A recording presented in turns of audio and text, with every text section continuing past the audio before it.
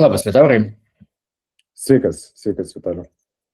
Prieš metus darėm webinarą su tavim ir galima sakyti, tuo metu visų tų pokalbių robotų buvo praktiškai turėjo kaip startas, kaip tik mažai dar buvo ir patirties ir robotų rinkoje ir nežinia buvo, ką tiksliai su juos galima padaryti ir per metus iš tikrųjų nudirbti pakankamai nemažai, tą girdimą iš savo klientų, nes nemažai kas dirba irgi su jūsų įrankiu. Ir noriu patį pakalbinti daugiau mūsų klientus, apšviesti, kokias tas užduotis gali spręsti chatbotas, nes tikriausiai tai tipiniai dalykai, ką klientai tikriausiai mato iš mūsų elektroninio parduotuvių, kai jiems kažko reikia.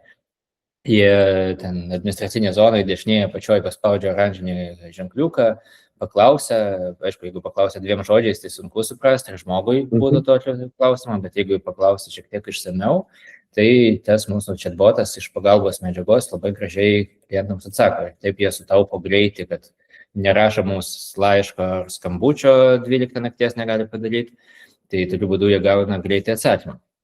Tas pats irgi galioja ir apie elektroninės parduotuvės. Mes galim ir apie likutį sužinoti, ir apie užsakymo būseną, ir palyginti produktus kažkokius paprašyti, kai yra tie duomenys elektroniniai parduotuviai.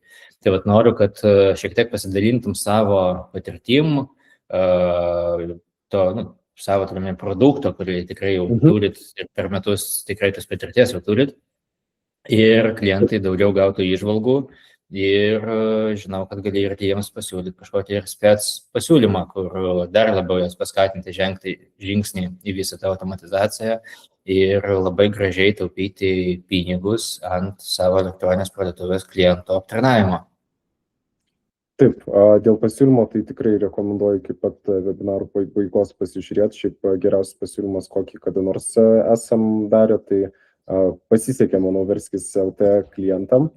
O kas liečia patį chatbotą, tai prieš metus įrašinėjom analizę HomeBnB, kaip jiems sekėsi, tai galvoju, reikia paimti skaičių, kad pasižiūrėt, kaip ilgalaikiai perspektyvai chatbotas veikia.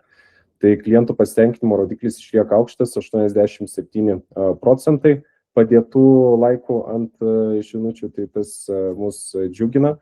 Ir turim realų atsiperkamumą Open24 įmonį kartu su Crocs brandais ir Kin Footwear brandais per visas Baltijos šalis. Jie susimažino klientų aptarnavimo kaštus 60% su įdiegtais AI chatbotais. Tai matom, kad ir klientai pakankamai mėgsta bendrauti su chatbotais ir ateina versle vertė per atsiperkamumą ir kaštų sumažėjimą.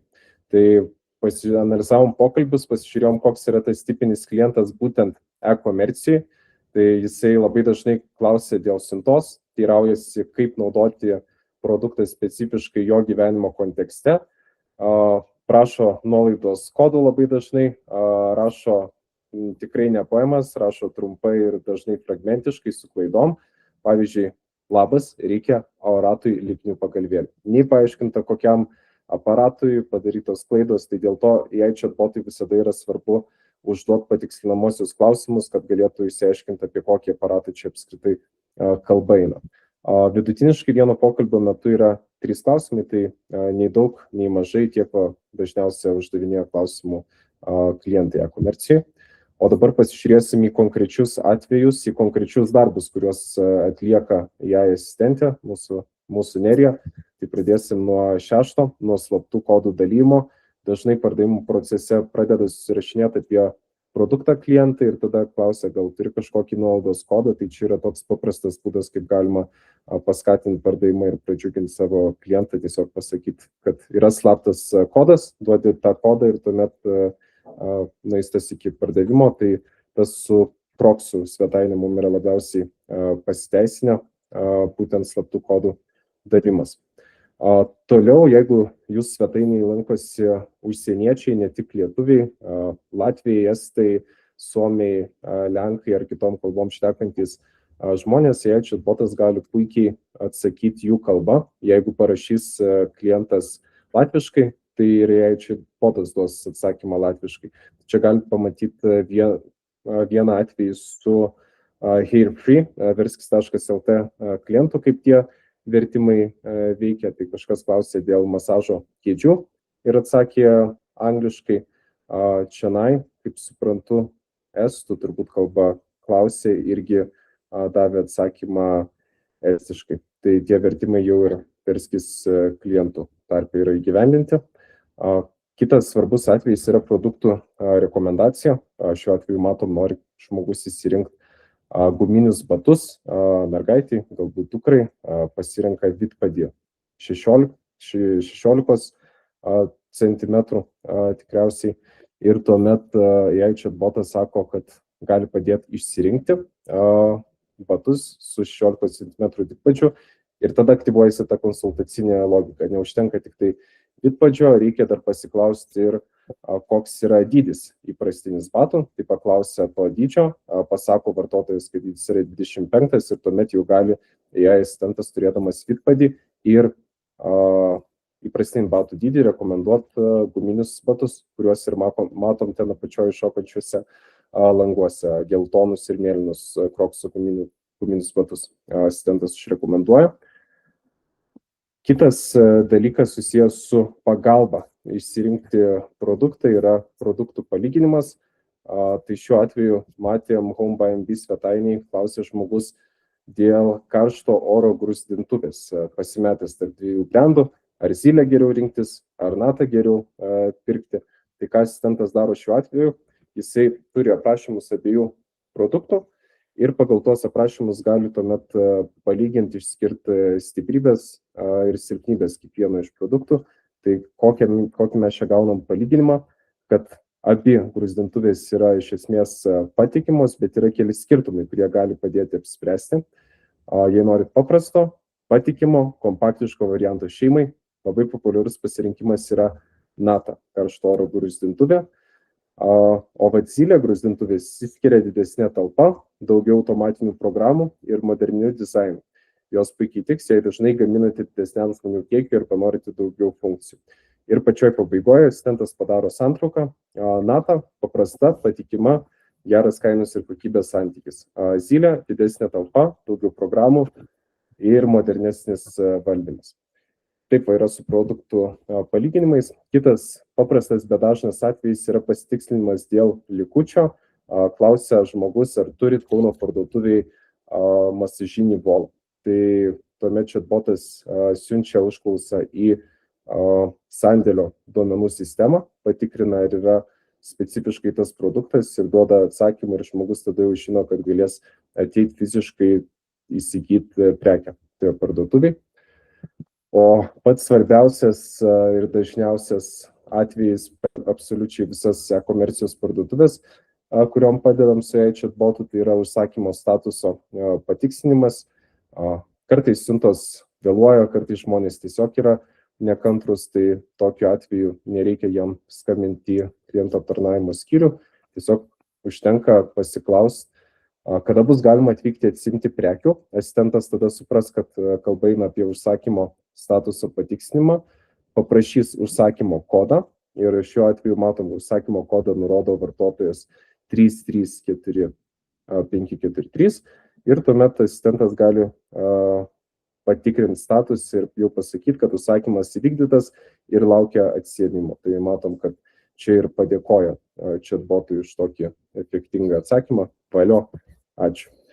Tai tokie tie yra 6 pagrindiniai darbai, kuriuos e-komercijai daro. O dabar labai trumpai parodysiu analitikos portalą, kuris eina kartu su AI asistente, nes visgi duomenų yra sukaupiama iš pokalbių, tai iš tų duomenų irgi galima išspausti kažkokios vertės, kažkokių vertingų įžvalgų verslui, tai pasižiūrėkime. Taip atrodo portalas.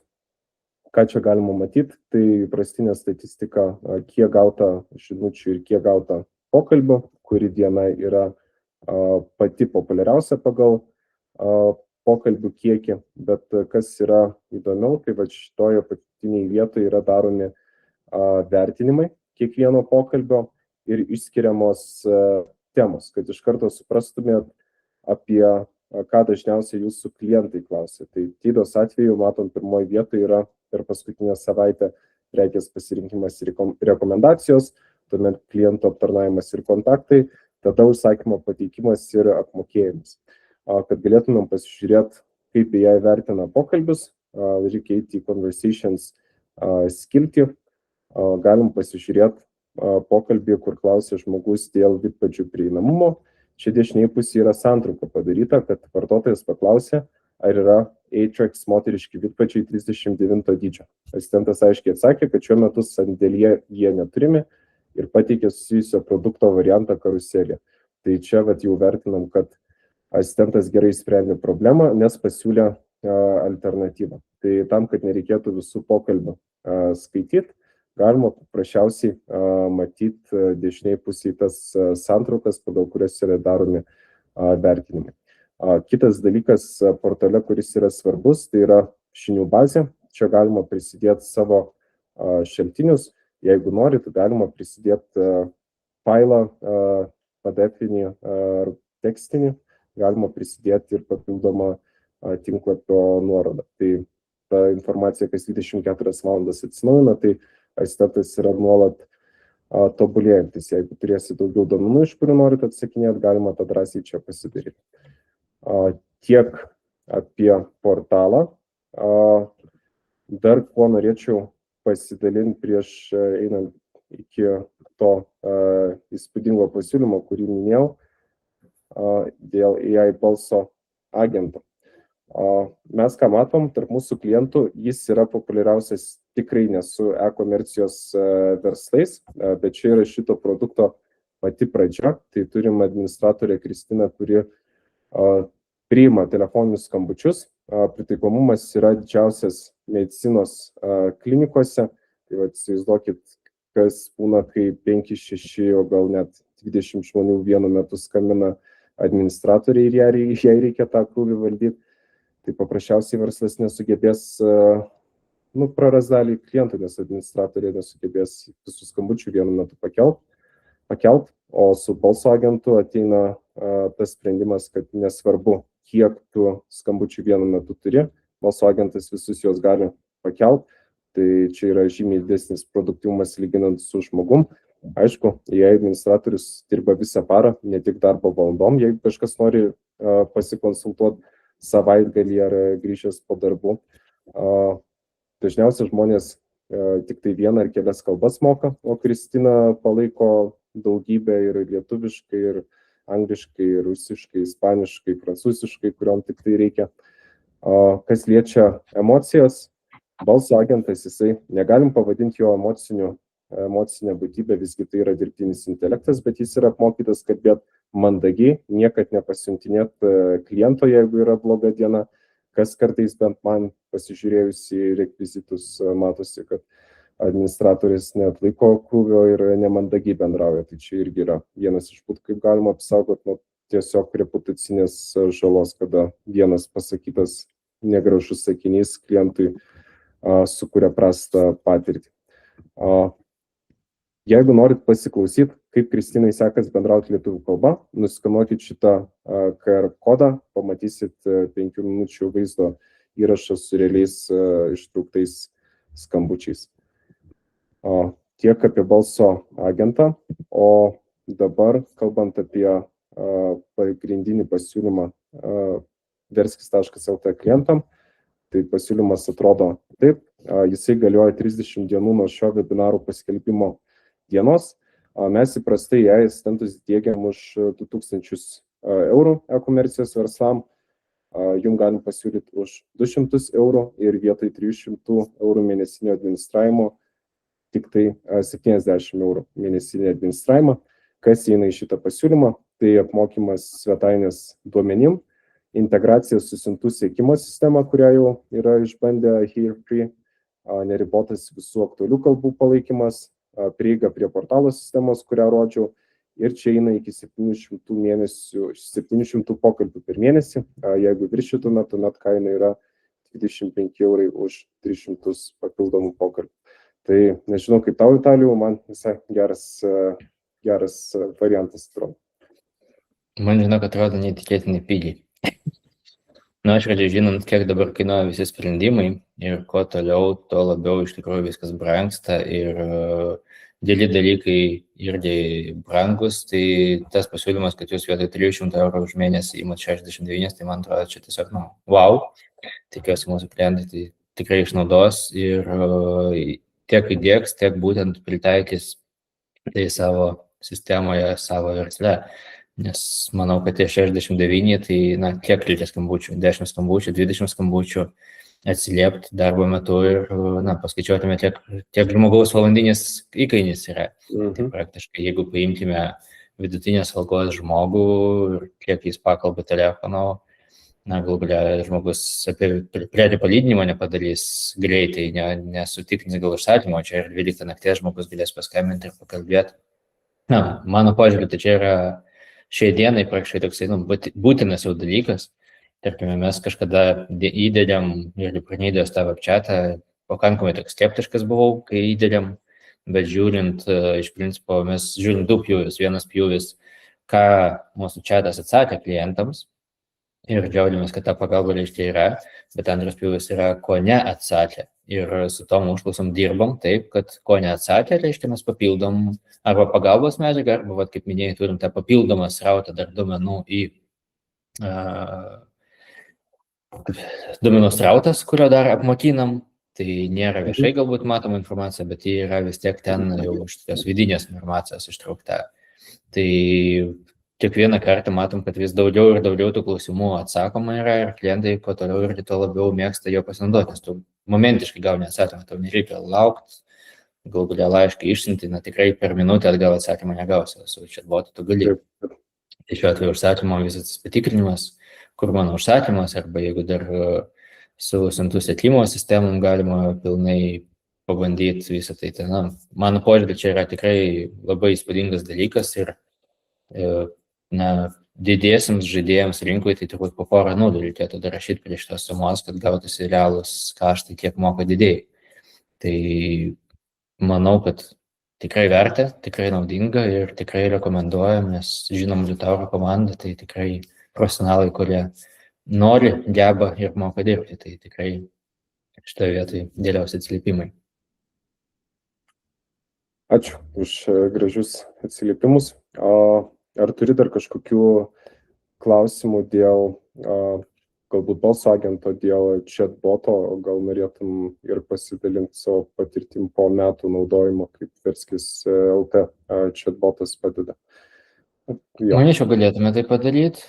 Iš principo tą patį chatbotą galima ir visais kitais klausimais įdiegti.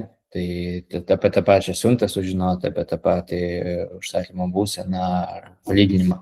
Tai visą tai galima ir padaryti telefonu. Tarkime, kaip aš dažnai naudoju tą patį ChatGPT, tai aš dažnai mašinoje važiuodamas į darbą, iš darbo tiesiog pasikalbu savo bendram, aš pasiimu pakelt kažkokius bendrus dalykus iš tiesiog, kodėl paukščiai išskrenda į pietus, kur jie skrenda, kodėl jie skrenda, kiek dienų jie skrenda. Tiesiog tai bendri dalykai iš gyvenimo, kur atrodo, turėtum domėtis tokiais dalykais, tada giliai skaityti kažkiek, o jis paprastai aiškiai papasako. Tai šitoje vietoje irgi paskambinus važiuoji, tarkim, į darbą, prisimeni, kad pirkai parduotuvėje kažkokią šluotą, paskambini numerį ir paklausi, kur tavo ta šluota. Tai tau važiuojant mašinoje gali pakalbėti su jo ir paklausti, gal prie tas šluotas kažko dar reikia. Tau pasakys, kad ten dar šluostė dažnai būna. Ten užtenka pusmečių, tai jeigu nori, gali iš karto 2 nupirkti, galbūt akciją kažkokią dar yra parduotuvėje. Tai tas chatbotas, iš tikrųjų, jis galėtų ir pripardavimus labai gražiai daryti. Tai manau, čia ta pokalbio dalis tikriausiai bus neatsiejama dalis, tiesiog tas, nėra įprasta dar mums kalbėtis su tais.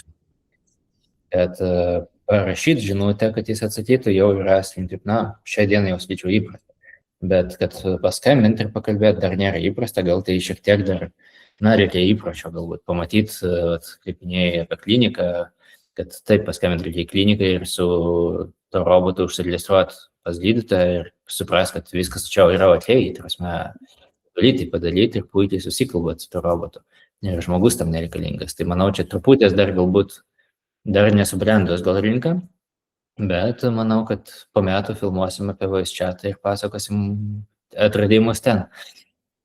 Aš irgi taip manau, su balso agentu jau yra ir 94 metų moteris sugebėjusi užsiregistruoti, tai matom, kad tie, kas skambina, tie sėkmingai naudoja, tik tai dar reikia žmonėm to pripratimo, kad supras, kad čia viskas gerai su tuo asistentu. Tikrai taip. Tai va, tai skatinam ir rekomenduojam, naudokitės, kontaktus matysite prie webinaro, tai gerą naudojimąsi, taupykit kaštus, manau, sutaupysit tikrai daugiau pinigų, negu kainuoja šis įrankis, o įrankis dar ir padės jūsų verslui greičiau augti.